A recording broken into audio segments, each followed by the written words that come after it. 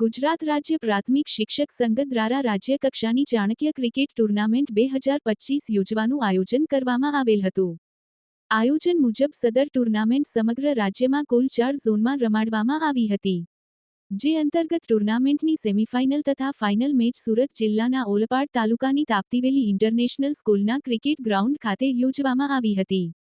ગુજરાત રાજ્ય પ્રાથમિક શિક્ષક સંઘના પ્રમુખ દિગ્વિજયસિંહ જાડેજાના અધ્યક્ષસ્થાને યોજાયેલા ટુર્નામેન્ટમાં રમતવીર શિક્ષકોને પ્રોત્સાહિત કરવા ઇન્ચાર્જ સુરત જિલ્લા પ્રાથમિક શિક્ષણાધિકારી ડોક્ટર અરુણકુમાર અગ્રવાલ સહિતના ઉપસ્થિત રહ્યા હતા.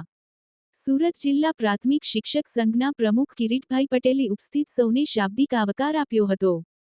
સમારોહના અધ્યક્ષ એવા ગુજરાત રાજ્ય પ્રાથમિક શિક્ષક સંઘના પ્રમુખ દિગ્વિજયસિંહ જાડેજાએ પોતાના પ્રાસંગિક ઉદ્બોધનમાં સદર ટુર્નામેન્ટને સંગઠનની એકરૂપતા માટેનું મહત્વનું માધ્યમ ગણાવ્યું હતું.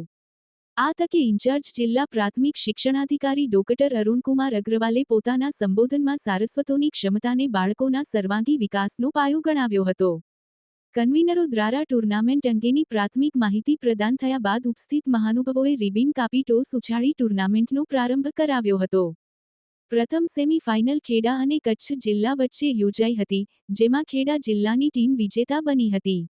જ્યારે બીજી સેમી ફાઇનલ અને દેવભૂમિ દ્વારકા અને વલસાડ જિલ્લા વચ્ચે યોજાઈ હતી, જેમાં વલસાડ જિલ્લાની ટીમ વિજેતા બની હતી. અંતમાં ટુર્નામેન્ટનો ફાઇનલ મુકાબલો ખેડા અને વલસાડ જિલ્લા વચ્ચે યોજાયો હતો. જેમાં ખેડાની ટીમે નિર્ધારિત 12 ઓવરમાં 10 વિકેટે 72 રન કર્યા હતા.